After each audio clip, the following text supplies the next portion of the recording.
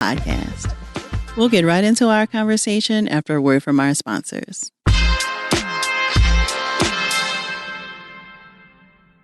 Join Macy's every Tuesday and Thursday at 4 p.m. for Macy's Live, hosted by top fashion and beauty experts and influencers, covering everything you need to express your personal style. Tune into Lifestyle at Macys.com/Macy's Live for all the inspo on how to make the latest trends work for you and find new twists on your go-to faves. And check out Live Beauty at Macys.com/Macy's Live for insider tips on new beauty releases, how-tos, and must-have products that your routine needs now. That's Macys.com/Macy's Live. Brought to you by Estella's US.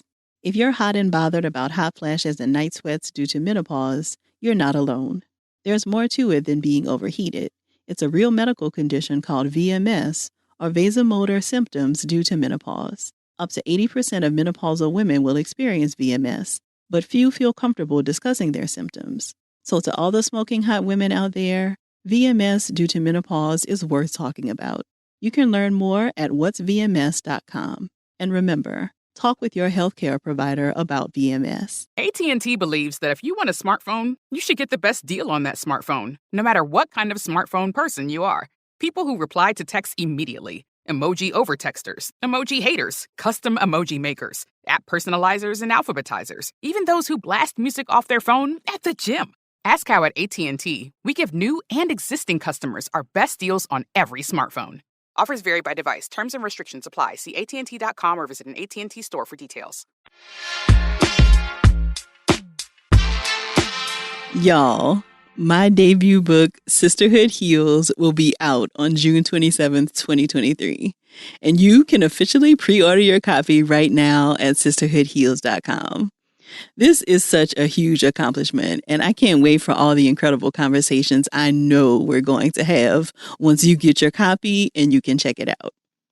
In honor of this huge milestone, I wanted to share a very special conversation with you today. So at the end of last year, wellness educator Devi Brown, who many of you know and who's been a guest here on the podcast a few times, invited me to be a guest on her podcast, Dropping Gems.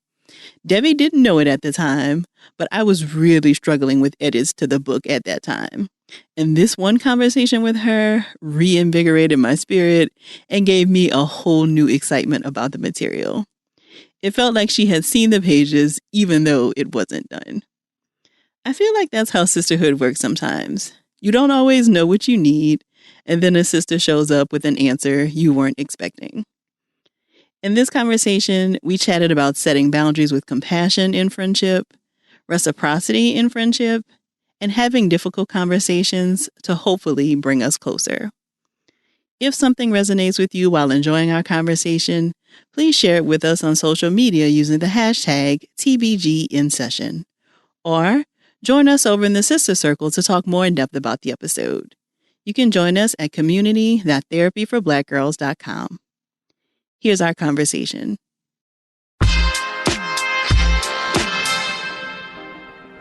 From grandmothers who whispered in their baby girl ear, to fathers on dimly lit street corners instructing young soldiers to always keep their eyes open. You be queen. You were fire. You were passed through centuries on the hands of your daughters. They called you wisdom. Proverbs. On the backs of diamond-eyed school children who grew into hymnals recited by amethyst-holding urban philosophers who recited neighborhood commandments out of the windows of restored El Camino chariots to keep the warmth in their blood. Be wise. Be smart. Be black opal, brown quartz, bloodstone, and prayer. Be every form of gem. See, king told scribe, scribe told son, son told wife, wife told her daughter, and daughter told the ancestors, and the ancestors told me that you would come to give wisdom to thousands. They said you would come, dropping gem, dropping gem. Welcome back to another episode of the Dropping Gems podcast. I'm Devi Brown. This is the show where we like to settle into a soft place to land, to unpack ourselves, to grab new tools for the journey, and to really expand our consciousness for our highest good. Today's episode is going to be so dope. Oh my gosh. Okay.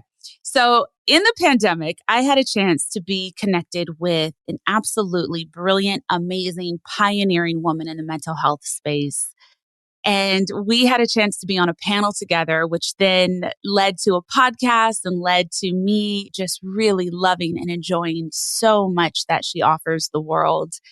And today we are ready to dive deep, deep, deep in a way that helps empower us to make better choices and to have lives that feel really nourishing, really full, and deeply connected to the community that we're aligned with. Today's guest is Dr. Joy Harden Bradford. Dr. Joy Harden Bradford is a licensed psychologist, speaker, founder, and CEO of Therapy for Black Girls and host of its widely popular mental health podcast. Her work focuses on making mental health topics more relevant and accessible for Black women, and she specializes in creating spaces for them to have fuller and healthier relationships with themselves and others. She is currently writing her first book, Sisterhood Heals, set to release summer 2023. Dr. Joy exists at the intersection of psychology and pop culture. It is always an honor and a joy to be in conversation with you. Please welcome to the show, Dr. Joy Harden Bradford. Thank you so much for having me, Debbie. Such an honor. Dr. Joy, I mean, I feel like I have yet to have the honor of breathing the same air as you, but I feel like we have been so connected since the top of the pandemic. I just remember that moment where I think for many of us, it clicked on of I have more tools to offer in this very scary moment for so many. How are you? Oh, I am hanging in there. Hanging in there.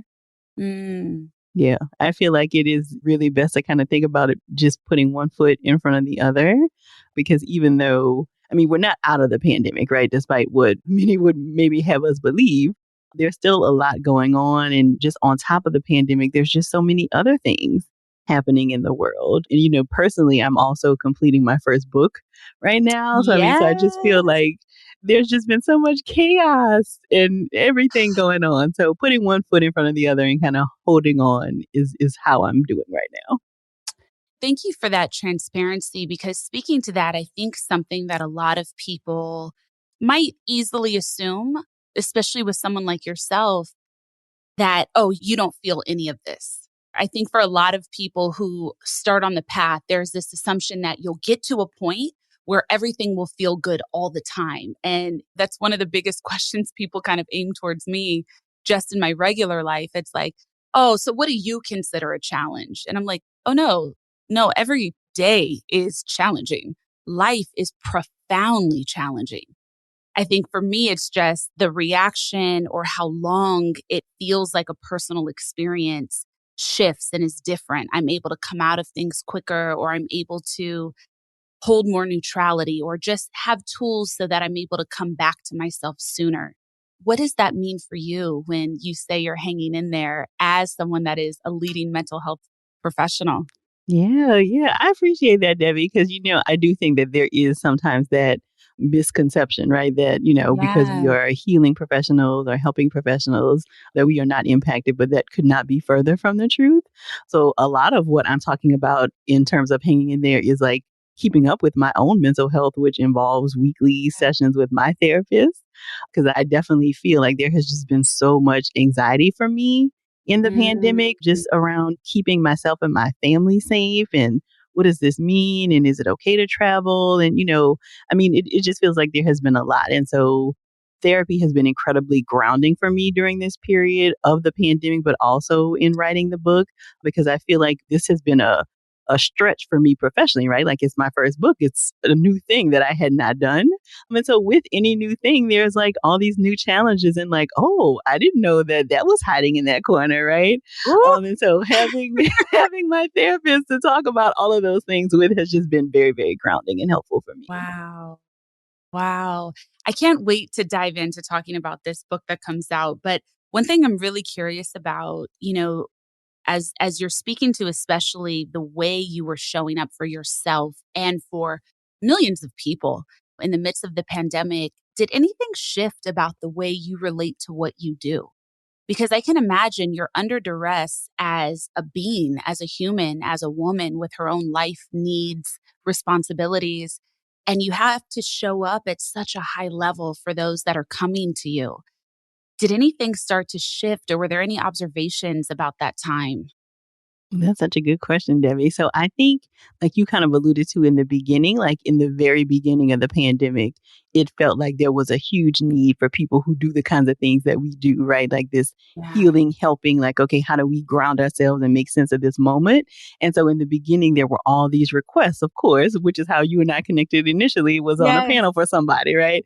There are all these requests for, like, come teach our group, like, skills to manage this and come do this and that. And so initially, I think it felt like, oh, okay, well, I can do this because I'm home, right? Like I'm not even having to travel anywhere to do these things. But I Mm, think a couple of months into it, I really began to feel burned out because even though I'm like doing these presentations and things from home, like I'm still like on, right? And so yeah. there's still a lot that I'm offering. And so I think I had kind of fooled myself into thinking like, oh, this doesn't feel as strenuous as my schedule was before when I was, in a different city a couple of times a month and, Right. really kind of on the road. And so one, I think it really caused me to like reimagine like what busy felt like. So it Woo. didn't feel busy in the same Yeah. way, but it was still, like extending myself and like holding space for people who are all afraid, right? Like we're all just trying to Yeah. figure out what's happening. And so I think it really led me to reimagine like, okay, you still have to slow down, right? Like you still can't just be going, going, going, even if it's just in your bedroom doing these presentations. Oh my And then I God. think the next thing though is that it also led me to having a much deeper appreciation for the work that I do. Because I do think during the pandemic, and I don't even think we have reached like the peak of the mental health concerns and issues that we're going to have Oh my as gosh. people kind of settle out of like, what is this trauma we've all Yeah. experienced, right? And so I think it has led me to also have a much deeper appreciation for the work that I do and a much more wanting to be protective of it because it's going to be needed. So really trying to pace myself so that when there is maybe the greatest need, I still have something left to offer. Oh, when I tell you, Dr. Joy, the way I relate to everything that you just said, I think myself and for some others that I've spoken to, I think a lot of the people that were the healers and the helpers in that moment in time, we're just settling into. Like I feel with my body, I'm just settling into what 2 years of that felt like. Because when I really look back at it, I spent the pandemic in my house working more than I've ever worked. And I was showing up and, it did feel like there was ease to it because I could, have a dress top, but have my pajama bottoms or, Right. you feel comfortable because you're with your things. And I have my favorite things in the fridge within reach. And so there was this comfort and this holding. But I look back and I said, wow, in the pandemic, I facilitated all of this healing work. And I was in the midst of a divorce and I was raising a child who was 2 years old. And I was in a pandemic too. And it's just been really interesting seeing the gifts, but also really seeing the fatigue of that. And I think it's just starting to come online for some of us as the world, quote unquote, gets back to normal, Right. Whatever that means. whatever that means. Oh, okay. You are in the midst of writing your first book, Dr. Joy. And when I had the chance to kind of read up on what it was about, I feel so excited because this conversation, your book, let me start by saying, is called Sisterhood Heals, and it's set to release summer 2023. That title, Sisterhood Heals, is so powerful. And I think we are in the midst of creating an entirely new template for what friendship can look like, and especially friendship among women and Black women. There seems to be this evolution in the air, this new understanding of emotional intelligence that people are trying to connect to. So What is this book about? Tell me the thing. Oh, I We feel so need. excited. I feel so excited to chat with you about this, Debbie, because I've also heard you talk about this. I know that this is something that's important to you as well. But when I think about who we have been as Black women and like what our history in the country has been and in the world, a lot of our surviving and thriving is connected to one another. And I think Mm, I have seen that even more so in the pandemic, right? Just around like mutual aid exchanges and offering what you have to your community and to your neighbors and all of those kinds of things. And so to me, it is crystal clear, as it always has been, that to get through this thing called life, it has to be together. That we need to do this thing mm, together. And so the book is mhm. really all about a lot of my experience has been in facilitating group therapy. And so the book is really about the lessons and things that I have learned from group therapy that can also help us in our individual sisterhoods. So, how do we pay attention to Wow. the different dynamics that happen in sisterhoods and the changes? And if unfortunately a sisterhood has to end, how do you navigate that in a way that's as Mm, compassionate and kind as possible? mm, mm, mm. Okay. Take my money. Wow. God, this is so needed. This is so needed. And to what you said, a moment ago, this is so important to me. And it's something, especially as it relates to boundaries with people and how we can have boundaries with kindness and compassion, that a friendship gently falling off, it doesn't have to be beef. We can still think fondly of each other and just still move forward with our lives. Like these are things that haven't been naturally kind of shared with so many of us or role modeled in any way. I would love to start by grounding this in having, especially for everyone listening, Dr. Joy, what would you consider to be a healthy dynamic, a healthy template of friendship? What should healthy friendship feel like, look like, be experienced as? That's a big question. So the first thing that comes to mind for me is reciprocal, right? So it should Mm, feel like there is space for everybody in the circle to feel like they are getting their needs met, but also meeting the needs of other people. And I think when you talk about boundaries like you just did, that is where we often see that not happening, right? So yeah. sometimes there are certain friends who are kind of stepping up a lot. And then there is no space, or other people are not really kind of doing their part. So the first thing is reciprocal. I also think that it is a space where everybody feels celebrated. So when we think about a circle, like there is no one part of a circle that is like bigger or stronger. Like we Mm, all come together to make the circle. And so when I think about healthy friendship, I think about a space where everybody feels celebrated and you are able to have your moment, but it doesn't diminish my moment or what can happen for me. So a space where everybody really feels celebrated, and also a space where conflict can be resolved in healthy ways. So I think when people hear conflict, they often want to run in the opposite direction, but conflict is natural and normal. Like it just means yes. we maybe disagree on some things, and conflict actually can make your relationship stronger. But what really Mm, deteriorates our relationships is an avoidance of the conflict. Like we don't want to have the hard conversations. We don't want to say the thing. We don't want to address the elephant in the room. And it actually makes our relationships weaker. So I think healthy friendships mm. also involve an ability to really handle conflict. Ooh, ooh, ooh. Okay, hold on, because I wrote some notes. I want to go back. The first pillar that you spoke to was the word reciprocal. What is that definition in relationship? I found, and I had this clip that a lot of people saw last year where I was saying I'm not available for anything that's not mutually beneficial. And I think everyone's vocabulary, the way they relate to words is different. So many got it. But then some people are like mutually beneficial. So someone has to do something for you back. And it's like, okay, so instead of mutually beneficial, let's use the term mutually supportive. Let's use the term reciprocal. I think a lot of people, when they hear those words, they have this idea of more of a monetary exchange or something that is like, you did this, check. Now I will do this for you. And Mm, something that I've tried to share with people is like, even gratitude is reciprocity. Even like a heartfelt gratitude and appreciation for what I'm giving feels reciprocal to me because there is something for me in it as well. There is something that fills me. What is reciprocal in the relationship sense? hmm I think of it in its simplest form as like a natural kind of give and take.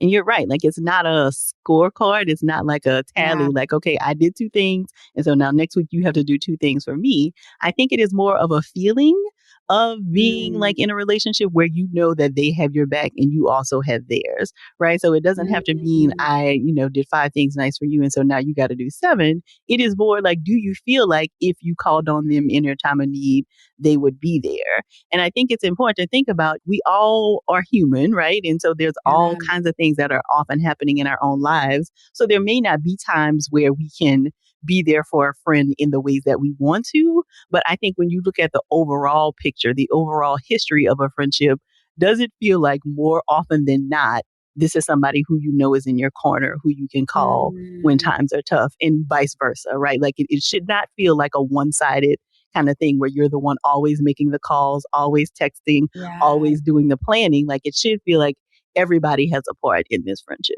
And everybody's part doesn't have to be the same kind of part, you know? I Right. think in some friendship dynamics, it's like, well, I threw a big party for you. I wanted a big party too. And it's like, but are you the person that's really good at that? Does that person know how to do that? Did you tell them you wanted that? I think it's as we expand this conversation, it's so important to know that we should be bringing our strengths to our friendship. We should be bringing our gifts to our friendship, which means we'll all be kind of adding to it in so many different ways. I want to touch on something you just said, Debbie, because I think this Mm, is important. So the idea that I threw you a big party, and so then I expected that you would also throw me a party, was that expectation actually voiced? So that is one of those things that I think also gets in the way of us having yeah. really healthy, full relationships, is that we feel like friendship should be natural, right? Like it kind of feels like, oh, we go to school together, in our childhood, that is how we become friends, right? But when you are a grown up, you have to work a little harder at that.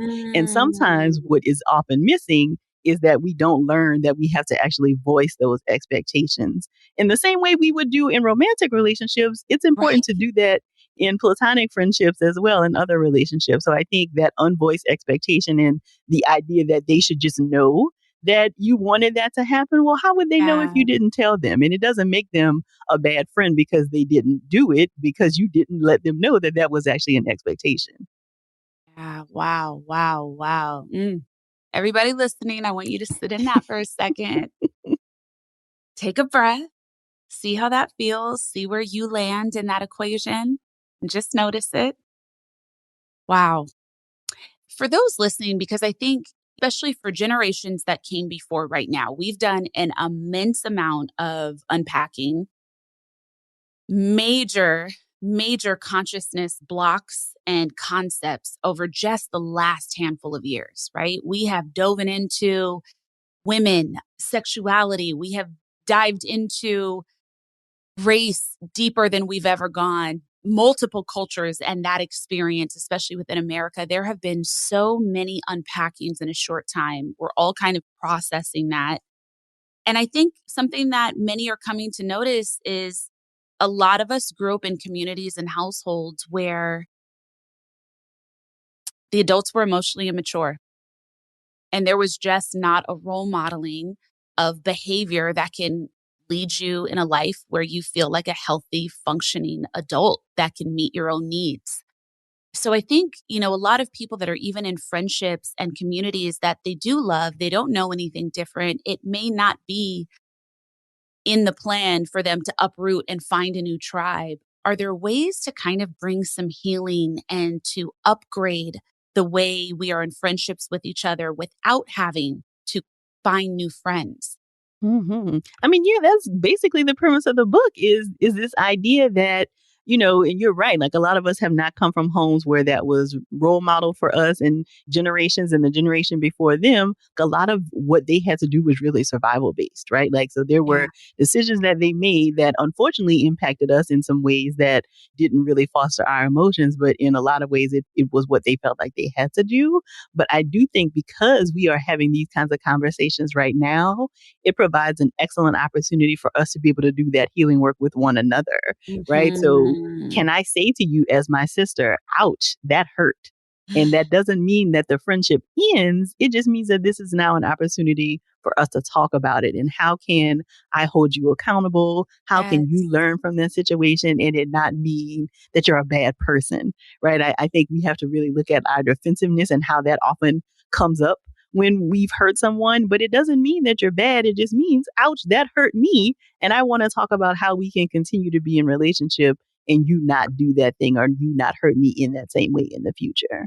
So I think our sister circles really provide an important opportunity for us to actually do that healing work with one another. Wow. Wow.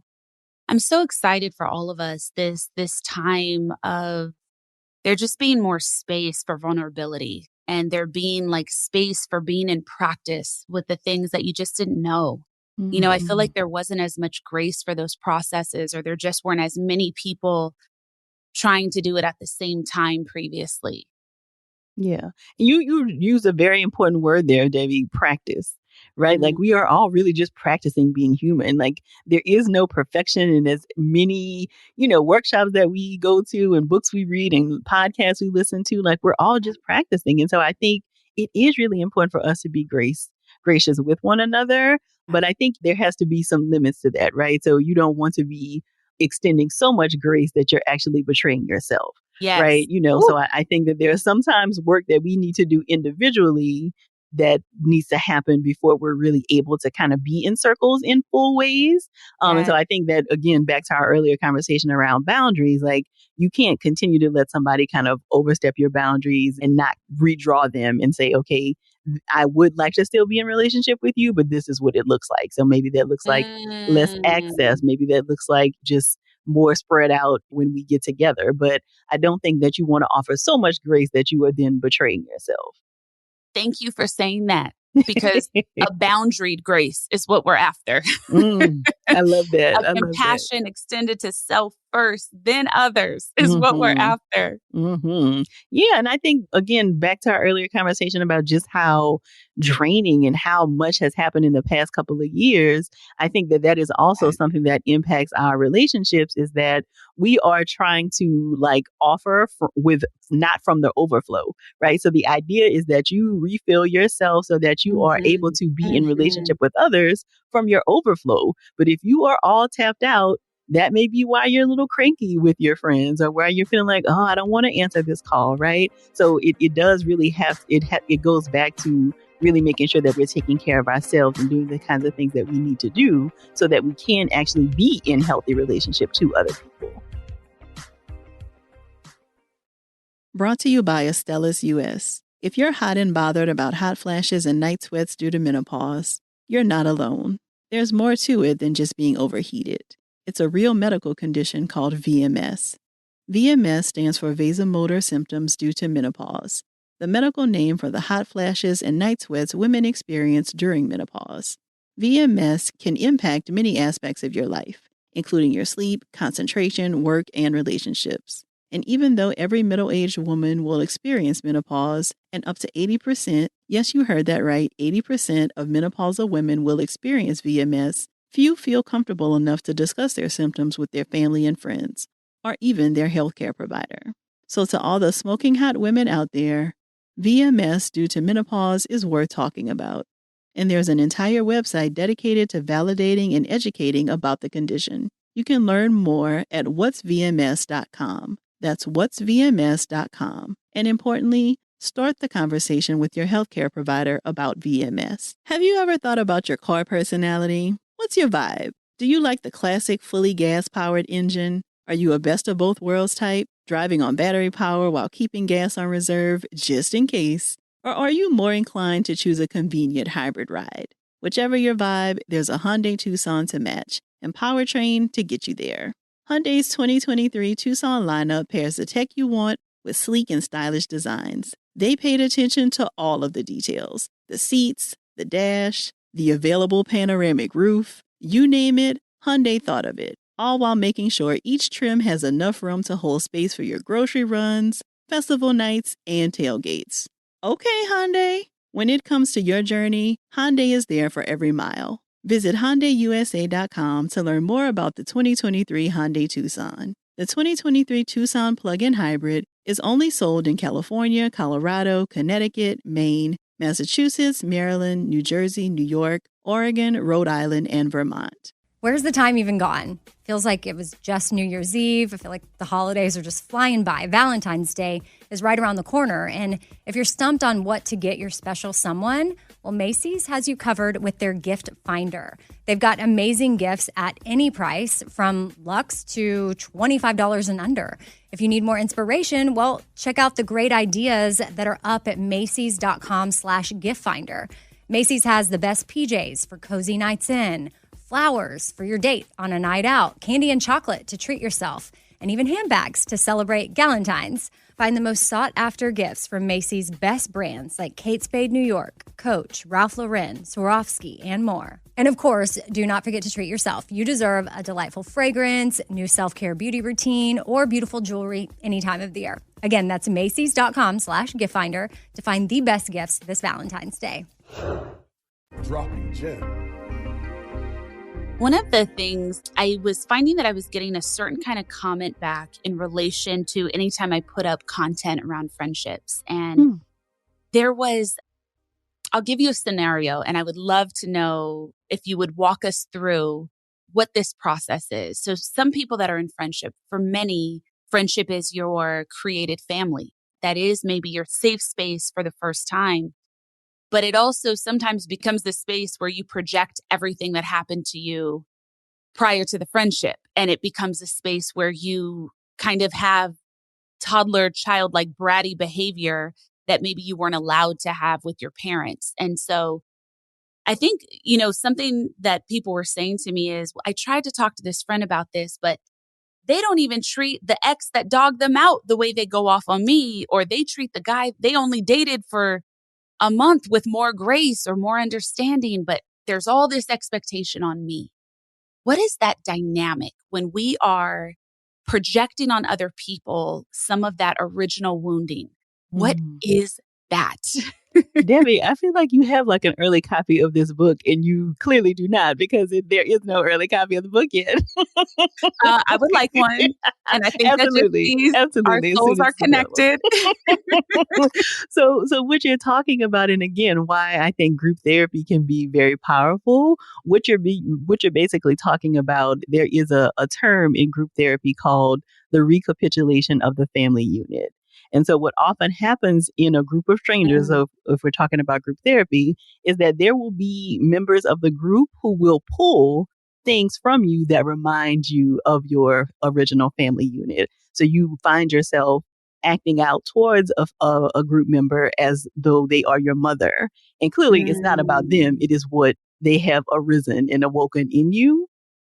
And in our sister circles, in our friendship circles, the same kind of thing happens. Like, it is still a group dynamic. And so when you find yourself acting out, or maybe wanting to be bratty, so to speak, or being super selfish, it is very likely that what's happening is that some of those childhood wounds or childhood areas that have not been addressed are present, and you actually don't even know it. And that's something that often is playing out on the subconscious. So we don't always know this is what's happening. And so I think being able to have some of this language like, hey, they aren't actually reacting to me.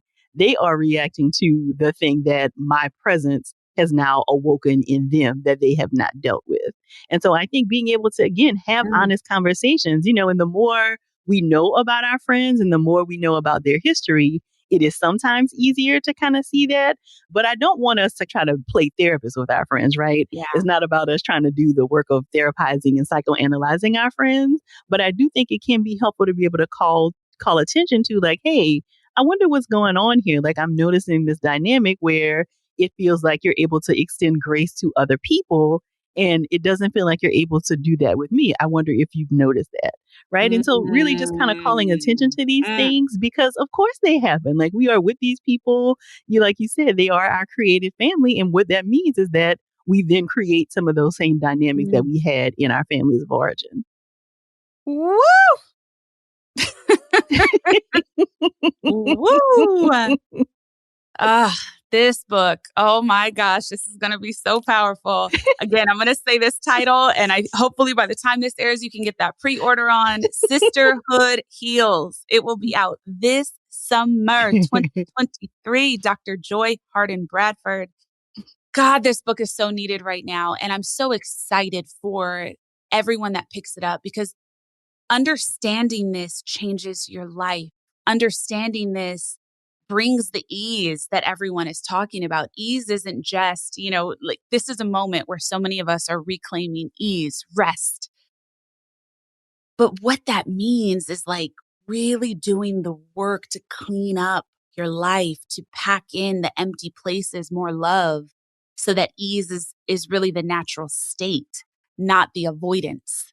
And this book, we need to clean up our lives. We need to edit the intimate facets of our lives, our friendships, our households, how we show up in the world and our work.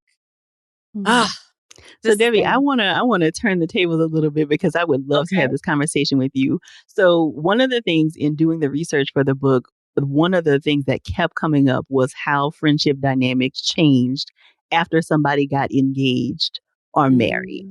Mm. And so I think the common thing people think is like, oh, somebody was jealous. And so, I got married first. And so then they got jealous and then the friendship ended. And I'm wondering in some of the posts that you have, put up Mhm. around friendship, has this conversation come up for you? Or do you have personal experience or thoughts about like why that dynamic changes when there has been like the presence of an engagement or Oh a my wedding? gosh. Ooh, this is spicy, Dr. Joy. And it's so funny because just this past weekend, I was hanging out with some friends and I was talking about my experience with some of my bridesmaids when I got married. And it was so interesting because there was one person who is no longer in my life. It was shocking yet not, but it was fascinating to watch and confusing where I remember I got engaged and all of a sudden I found out way after the wedding all the ways they were trying to sabotage the wedding, like not sending out invites to things, like not inviting people to things that I asked because they had a personal issue with them, which created a rift for me and that person. Um, and I've even heard from people situations where someone decided to get pregnant just because they wanted to have something going on to talk about while their friend was in their new marriage. And it's fascinating. It's absolutely fascinating what comes up. And I was getting a ton of those responses of the main way that people were responding with this dynamic, Dr. Joy, was around just feeling like they had lost something more than Mm-hmm. anything. Like Yes. it was more of a feeling of, I've been abandoned or I won't have my needs met anymore. To my ear, that also sounds like some of those deeper woundings, those projections, those kind of throwing your needs and worth on someone else. But that was the leading thing. People just feeling sad, feeling like now they'd have less. Yeah, I completely agree with that. That is my assessment as well, is that oftentimes what happens in those situations is that grief is triggered, right? And we don't think about it as grief because one, we often think about grief only as like the death of a loved one, right? But there's all Yeah. these other ways that we experience grief.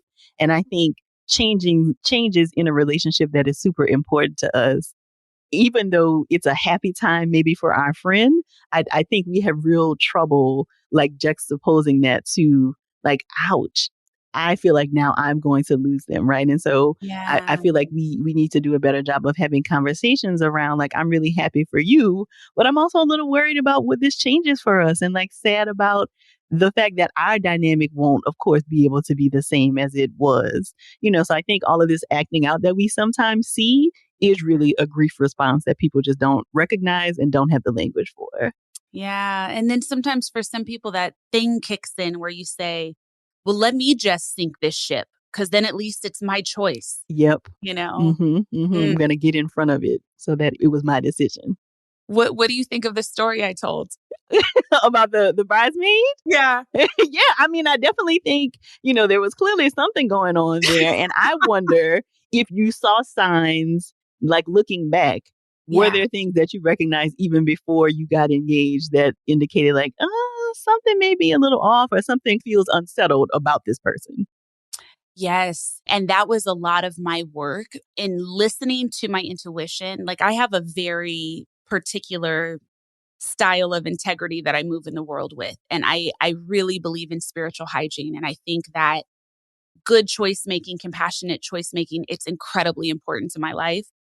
So I used to get those kind of worlds blurred where I felt like I had to, when I saw people that weren't in integrity, it was because they just didn't know and I needed to show or I needed to help. So I am a super, super reformed fixer and people pleaser. I'm the person that used to want to do everyone's work for them and just, no, no, no, but look, read this book and da-da-da. And I was taking it all on. And gratefully, whew, that is no longer my life. But yeah, when I look back at that friendship, absolutely. And we had been childhood friends and I saw those traits in that person. I remember clearly making mental notes way back at 10, noticing how they were kind of treating people or making things about them. And I just let it go on for way too long. And then I saw the biggest, because when things aren't super affecting you, when they're more like kind of tiny irritations, it's just kind of like, yeah, that's them being them. Mm-hmm. But when you keep that dynamic in your life, when they have the opportunity to do it at a higher stake, they Right. will. And so you need to curb it when you first notice it. It is so important. Mm-hmm. Yeah. And who knows, what kind of abandonment kinds of, history there may have been, I don't know, of course, this person, but what Yeah. got activated, but clearly something got activated with your engagement, which then led to all of this behavior kind of really stepping up a notch. Yeah. Well, Mm-hmm. lasting peace. Mm-hmm. Lasting peace to all Yes. involved. Right.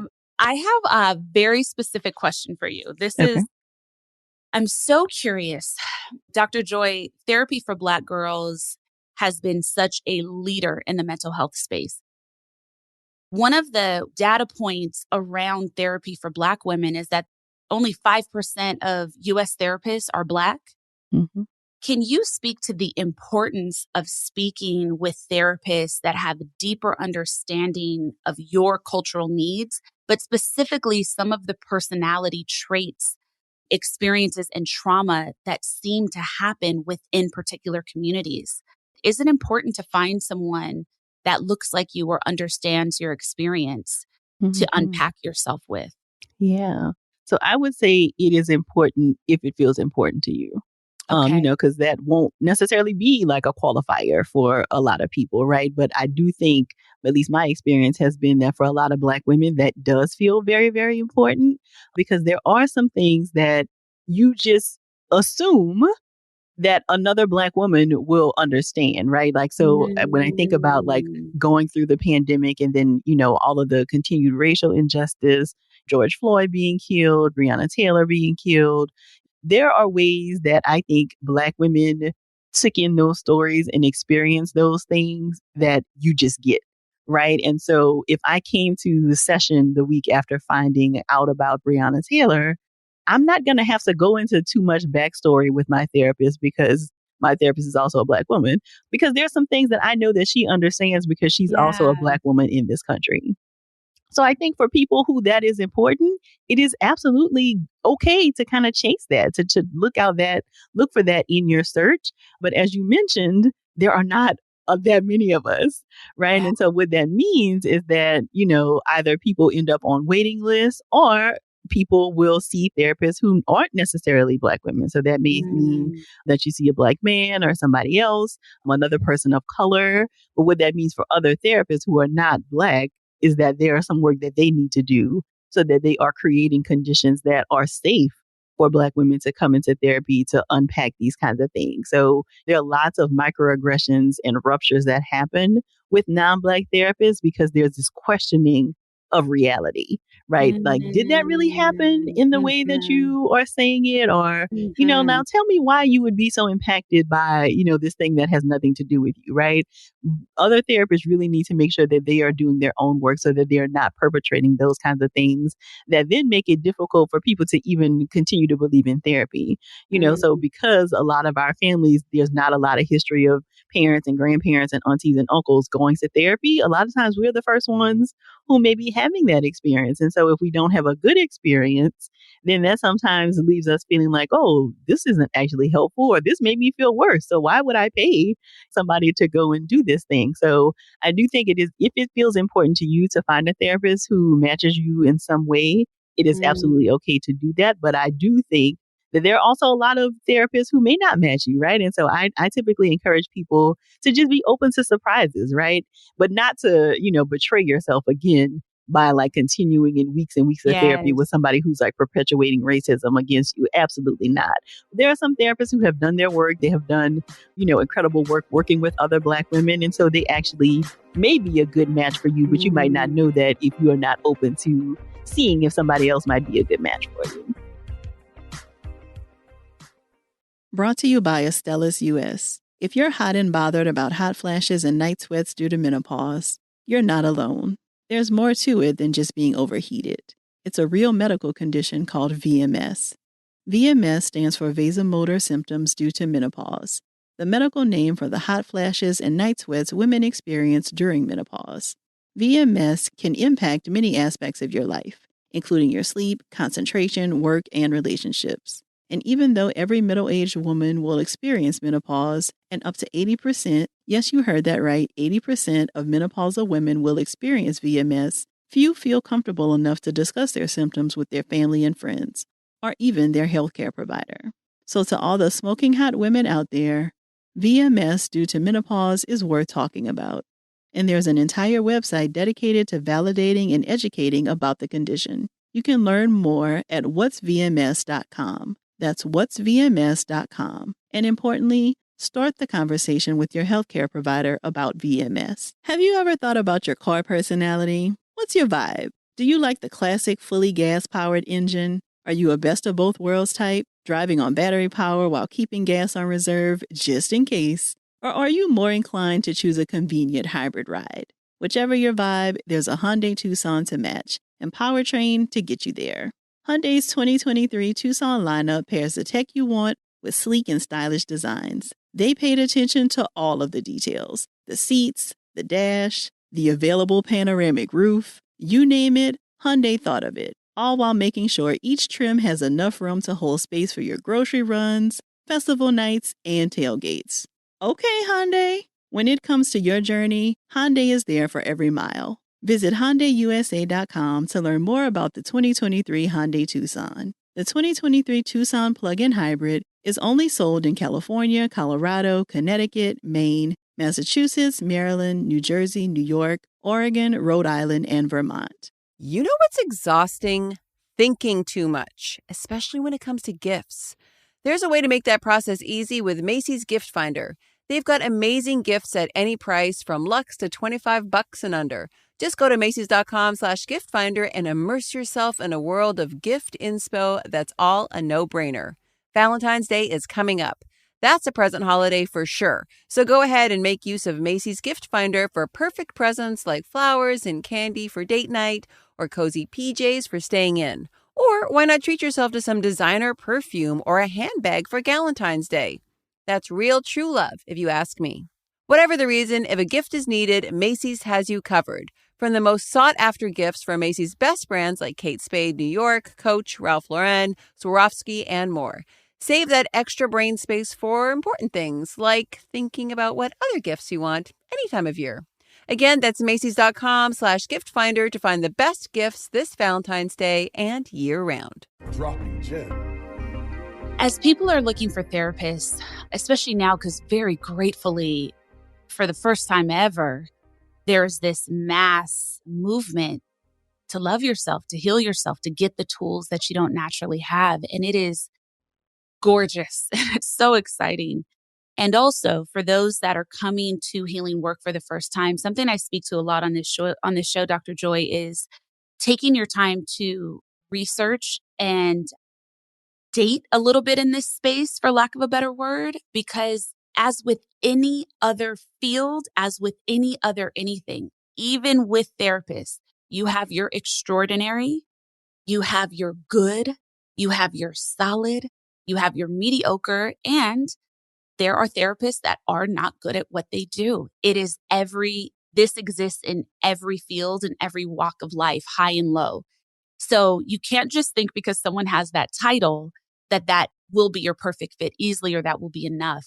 So any insight that you can share with everyone about really how to gain deeper insight on if a therapist is a good therapist, quote Mhm. unquote. Yeah. And I want to take that a step further, Debbie, because somebody could be a good therapist, but not a good therapist for you. Right. Because again, therapy is such a Mhm. human relationship. So much of what actually is doing the work and healing is the relationship that you have with your therapist. And so Yeah. somebody might be great, but they might just not be a great fit for you. And it doesn't mean that they're a bad therapist or that you're a bad client. It just is something about the dynamic that maybe is just not what you need, maybe in that moment. So I also use a lot of that kind of dating language, although of course there are boundaries in your therapeutic relationship. But it is Yes, a don't date your series, therapist. Do not right? Like that's not actually appropriate. We don't date want to go your there. therapist. But it is a series of kind of like getting to know these people. So the great thing is that a lot of therapists have a lot of information about themselves out available to the public now. So Mm, many of us have websites where you can learn more about our practice. A lot of therapists create content. So you might find YouTube videos or Instagram videos or TikToks or, Twitter posts that will give you a little bit of an insight around how they speak, because sometimes therapists have a particular way of relating that you absolutely know, like, oh, this probably wouldn't work for me. And you can probably get a mm, sense of that from a TikTok or from a YouTube video. So doing your research is really important. And yeah. then the other thing is that a lot of therapists will give you like a free 10 to 15-minute consultation to ask any Ah. additional questions you have after you've done your research. But as therapists, we're also listening for whether we feel like we would be a good therapist for you, right? Mm, So the other thing that you want to pay attention to is whether they actually have training and expertise in the thing that you're coming for. So you might find somebody's YouTube videos and think, oh, they are great. I would love to work with them. But then they actually are not trained in the thing or have additional expertise yeah. in the thing that you need. And then that probably is not going to be a helpful relationship because they may not know enough to really help you through whatever your concern is. So hopefully the therapist would tell you that, right? Like, oh, I love to work with you, but I actually don't think that this is my area of expertise. But let me give you some referrals. So that's the other thing about these consultations is that Mm, if we hear you talking about something that we feel like, okay, this is not my bag, then I also have a referral network of other colleagues who I think could maybe do some great work for you. So then I can maybe refer you to somebody else who could be a better fit. And I typically tell mm, people, sometimes pretty early on, like, okay, I really feel like I'm going to be able to do some good work with this person. But sometimes it takes a little longer, right? Because you're trying to feel it out and like, okay, who is this stranger? And I'm telling them all of my business and they're not saying anything about themselves.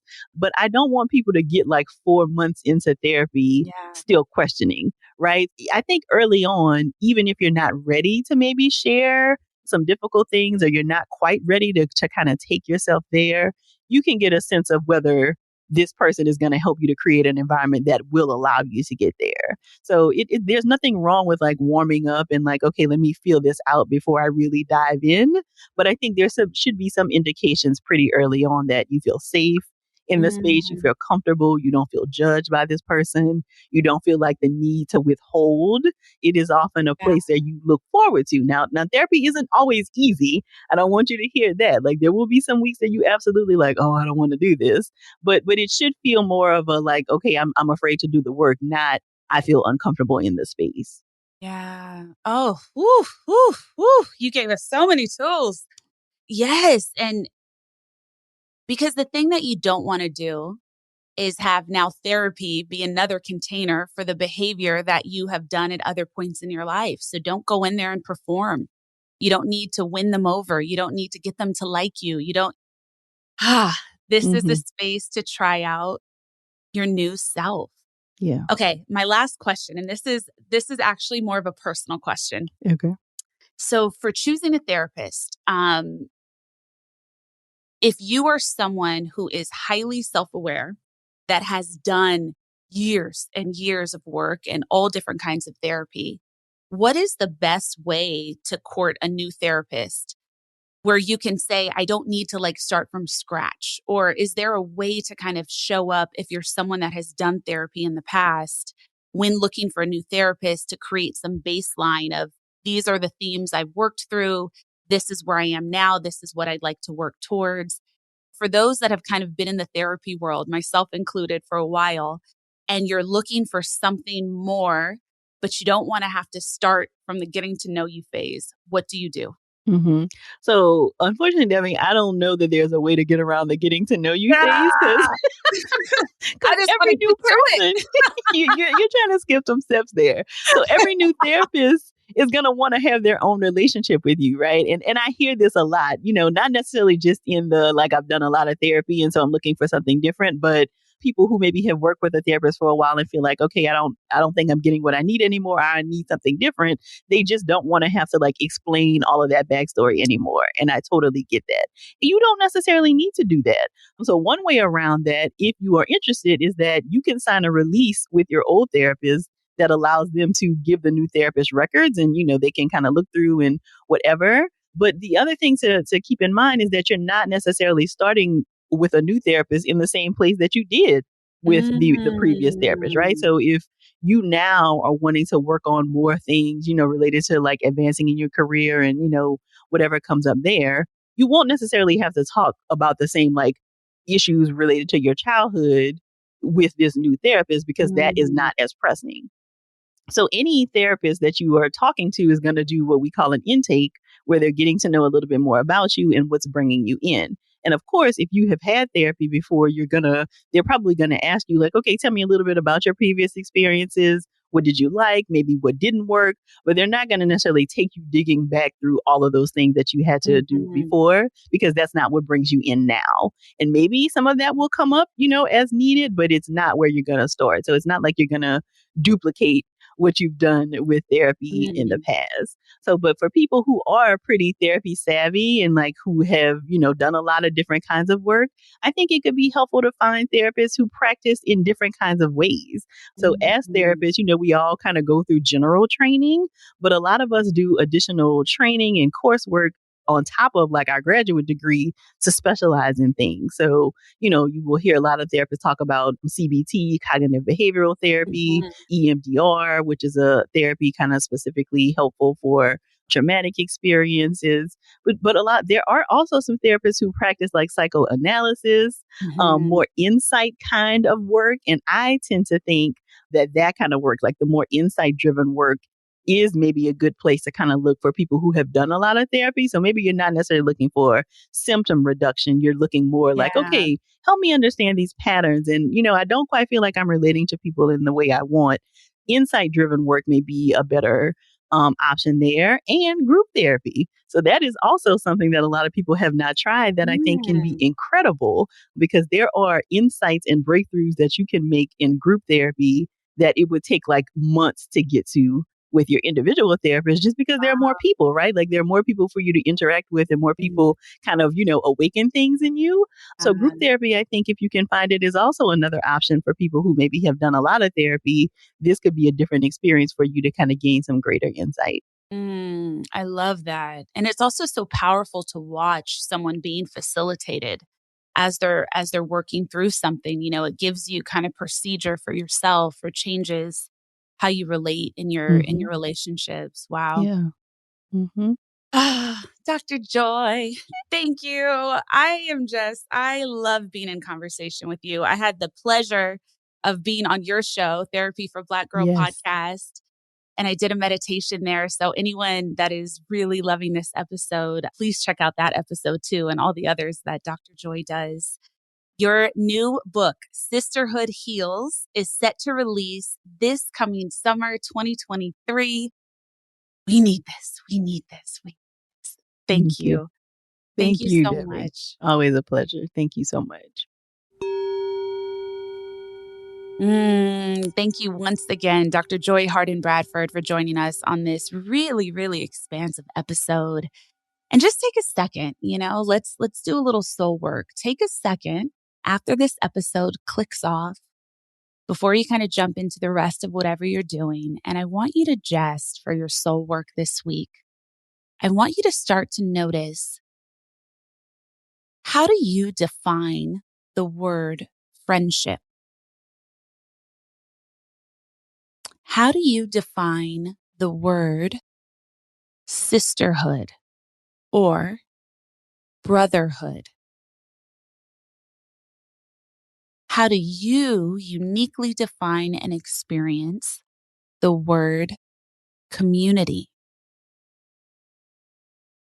And just allow that to kind of go back and forth in your mind for the rest of today, for tomorrow. If you have a notebook nearby, maybe jot those down. Those words: friendship, brotherhood, sisterhood, community. And as you think of those words, I want you to really challenge yourself to not just give it maybe the top of mind definition of, well, sisterhood, it's a grouping of women, or community, various people coming together. Really think of what those words have looked like or not in your life over the course of your entire life. So how did you experience friendship as a child?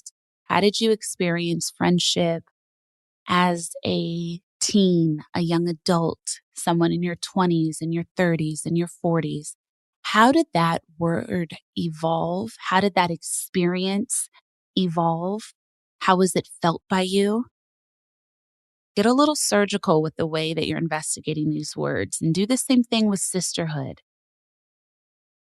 What are thoughts or noticings about sisterhood at various stages of your life from childhood through now? And then after you spend a few days letting that kind of roll through your mind, let's take it to another step. And I want you to think of what all of those words, terms mean to you now, and how you'd like to feel them or relate to them. So for instance, that word sisterhood, if that actually brings up some charge, some disappointment, some pain from earlier stages in your life, what is a way you'd like to know that word now? What could that look like now, opening yourself to wider friendship? And do that with each of those words. What would you like to be your relationship with friendship, sisterhood, brotherhood, community? There is no right or wrong. It is just your experience and your intention. Investigation is how we get free. Thank you for listening. If you have extra time today, take a second, go to the Apple app for podcasts and add a 5-star rating. And if you have the time, write a little review. I appreciate it. And big love to everyone that has shared there already. Namaste. Hey, find me on social. Let's connect. At Devi Brown, that's Twitter and Instagram, or go to my website, devibrown.com. And if you're listening to this show on Apple Podcasts, please, please, please don't forget to rate, review, and subscribe. And send this episode to a friend. Dropping Gems is a production of iHeartRadio and the Black Effect Network. It's produced by Jack Please and me, Devi Brown. For more podcasts from iHeartRadio, visit the iHeartRadio app, Apple Podcasts, or wherever you listen to your favorite shows.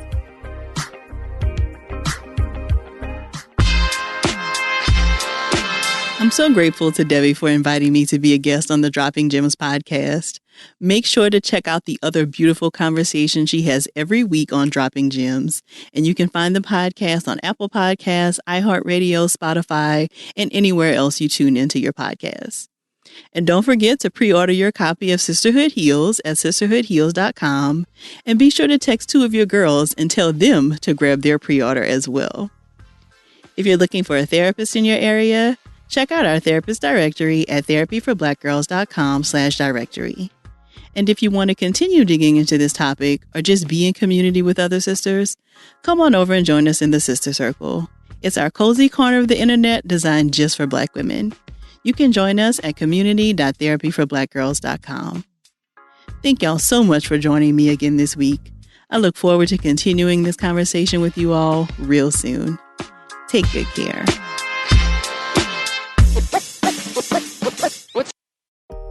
On the Code Switch podcast, talking about race can be sad, infuriating, and even funny? Some police department did a land acknowledgement. Like, that's beyond parody in a way. Like, that's like an Onion headline. We're here to cry, scream, and laugh right along with you. Listen to the Code Switch podcast from NPR on the iHeartRadio app or wherever you get your podcasts. I'm Helga Davis, and I'm thrilled for the 5th season of my podcast, Helga, featuring artists, scholars, and cultural changemakers. These are unforgettable conversations with extraordinary people, like poet Claudia Rankin, choreographer Bill T. Jones, and playwright Michael R. Jackson, produced in partnership with the Brown Arts Institute. Listen to Helga on the iHeartRadio app or wherever you get your podcasts. Whitney Dow here, co-host with Eric Alexander of Reparations: The Big Payback podcast. In our podcast, we explore the arguments for and against reparations for Black Americans. All episodes are available now on the iHeartRadio app, Black Effect Podcast Network, or wherever you get your podcasts. Looking to continue the story? Make sure to stream our new documentary, The Big Payback, co-directed by me and Whitney Dow, as we examine the attempt to make reparations for African Americans a reality. Available now on the PBS app or wherever you get your films.